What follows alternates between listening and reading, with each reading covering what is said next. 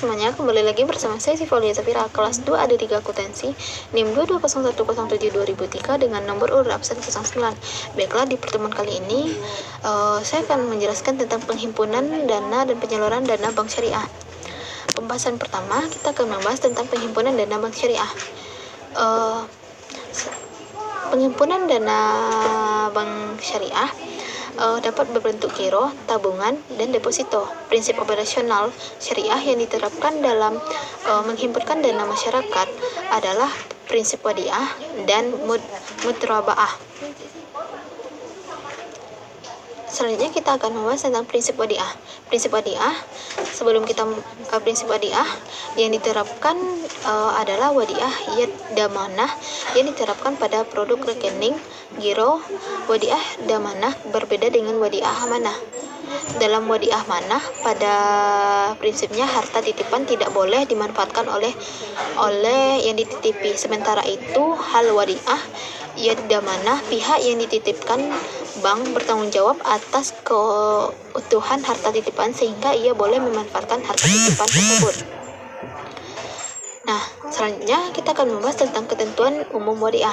Ketentuan umum wadiah yang pertama yaitu keuntungan atau kerugian dari penyaluran dana menjadi hak milik atau bertanggung jawab bank, sedangkan pemilik dana tidak dijanjikan imbalan dan tidak menanggung kerugian.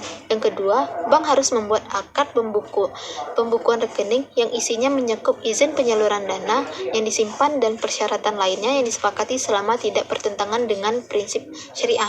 Khususnya bagi pemilik giro, bank dapat memberikan buku cek, giro, dan debit card.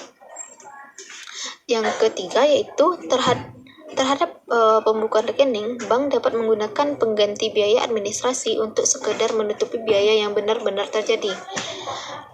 Selanjutnya kita akan membahas tentang ketentuan lain yang berkaitan dengan rekening giro dan tabungan tetap berlaku selama tidak bertentangan dengan prinsip syariah.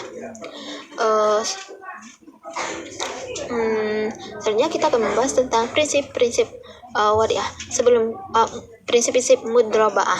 Sebelum kita membahas tentang prinsip mudrobaah, kita harus mengenal dulu pengertian mudrobaah itu sendiri. Dalam pengaplikasian prinsip mudrobaah, penyimpanan atau deposan bertindak sebagai sahibul ma'al atau pemilik modal, bank sebagai mudharib pengelola. Dana tersebut digunakan bank untuk melakukan mudrobaah. Kedua, hasil usaha ini akan dihasilkan berdasarkan nisbah yang disepakati. Dalam hal bank menggunakannya untuk melakukan mudrobaah kedua, maka bank bertanggung jawab penuh atas kerugian yang terjadi. Rukun mudrobaah terpenuhi semua, ada mudrobaah pemilik dana, ada usaha yang dia bagi hasil, ada nisbah, dan juga ada ijab kabul. Prinsip produk tabungan berjangka dari deposito berjangka. Selanjutnya kita akan membahas tentang prinsip mudrobaah. Prinsip mudrobaah yang pertama ada mudrobaah mutlaqah. Dalam prinsip ini tidak ada pembatasan bagi bank dalam menggunakan dana yang dihimpun.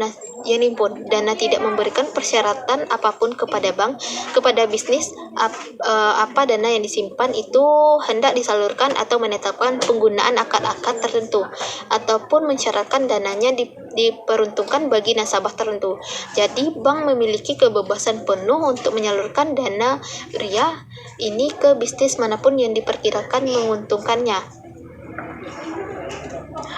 Keuntungan umum dari mudrobaah. Keuntungan umumnya, bank wajib memberitahu kepada pemilik mengenai nisbah dan tata cara pemberitahuan keuntungan dana atau pembagian keuntungan secara risiko yang dapat ditimbulkan dari penyimpanan dana. Apabila telah tercapai kesepakatan, maka hal tersebut harus dicantumkan dalam akad. Untuk tabungan mudrobaah, bank dapat memberikan buku tabungan sebagai bukti penyimpanan serta kartu ATM dan atau penarikan lainnya kepada penabung. Tabungan mudrobaah dapat diambil setiap saat oleh penabung sesuai dengan perjanjian yang telah disepakati. Deposito mudrobaah hanya dapat dicairkan sesuai dengan jangka waktu jangka waktu yang telah disepakati. Ketentuan-ketentuan lainnya yang berkaitan dengan tabungan dan deposito tetap berlaku sepanjang tidak bertentangan dengan prinsip syariah. Selanjutnya yaitu jenis murabaah ini merupakan simpanan khusus di mana pemilik dana dapat menetapkan syarat-syarat tertentu yang harus dipatuhi oleh pihak bank. Misalnya disyaratkan digunakan untuk bisnis tertentu, atau disyaratkan digunakan dengan akad tertentu, atau disyaratkan digunakan untuk nasabah tertentu.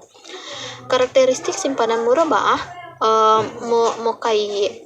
muqayyadah, pemilik dana wajib menetapkan syarat-syarat tertentu yang harus diikuti oleh bank. Bank wajib memberitahu kepada pemilik dana mengenai nisbah dan tata cara pemberitahuan keuntungan dan atau pembagian keuntungan secara risiko yang dapat ditimbulkan dari penyimpanan dana. Sebagai tanda bukti simpanan, bank menerbitkan bukti simpanan khusus. Untuk deposito murabaah, bank wajib memberi sertifikat atau tanda penyimpanan atau biliet deposito kepada deposan. Selanjutnya kita akan membahas tentang penyaluran dana bank syariah.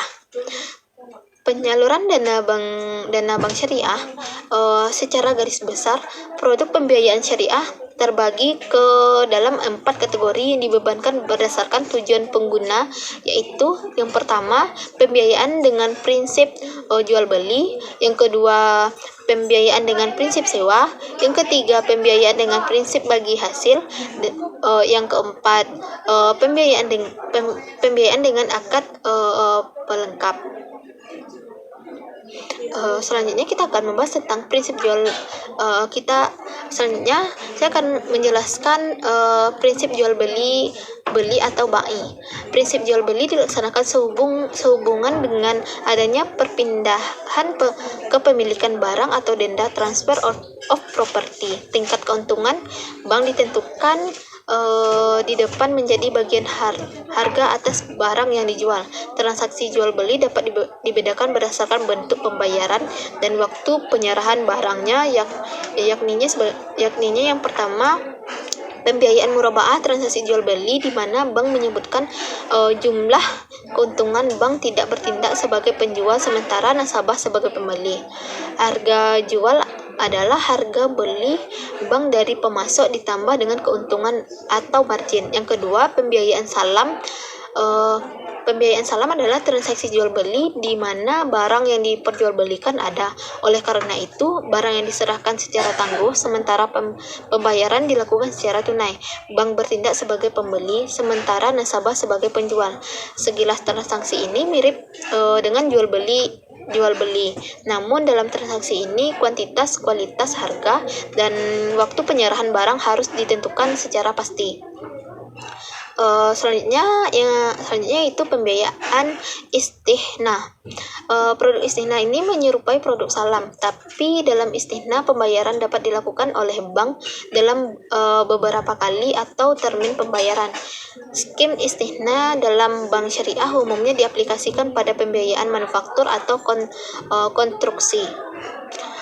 Selanjutnya kita akan membahas tentang prinsip sewa atau ijarah. Transaksi ijarah dilandasi adanya perpindahan manfaat. Jadi pada dasarnya prinsip ijarah sama saja dengan prinsip jual beli, tapi perbedaan terletak pada objek transaksinya. Bila pada jual beli objek transaksi adalah barang ijarah, objek transaksi adalah jasa. Pada akhir masa sewa, bank dapat saja menjual barang yang disewakan kepada nasabah. Karena itu dalam perbankan syariah dikenal ijarah muttahiyah bitamil atau sewa yang diikuti dengan berpindahnya kepemilikan. Harga sewa dan harga jual disepakati pada awal perjanjian. Selanjutnya kita akan membahas tentang prinsip bagi hasil atau syirkah. Pembiayaan masyarakat, transaksi masyarakat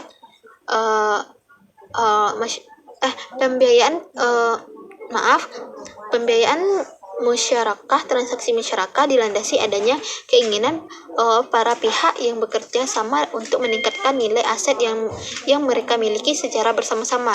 Semua bentuk usaha yang melibatkan dua pihak atau lebih di mana mereka secara bersama-sama memadukan seluruh bentuk sumber daya baik yang berwujud maupun yang tidak berwujud. Selanjutnya kita akan membahas tentang pembiayaan mudharabah. Transaksi jenis ini mensyaratkan adanya wakil sahib al-ma'al dalam menjamin proyek. Sebagai orang kepercayaan, mudharib harus bertindak hati-hati dan bertanggung jawab untuk setiap kerugian yang terjadi akibat kelalaian. Perbedaan yang inisial dari musyarakah dan murabaah terletak pada besarnya kontribusi atas manajemen dan keuangan atau salah satu di antara itu. Dalam murabaah, modal hanya berasal dari satu pihak, sedangkan dalam musyarakah, modal berasal dari dua pihak atau lebih. Baiklah, itu yang dapat saya sampaikan. Lebih atau kurang saya mohon maaf. Saya akhiri dengan wabillahi taufiq wal hidayah. Assalamualaikum warahmatullahi wabarakatuh. Sampai ketemu di pertemuan selanjutnya.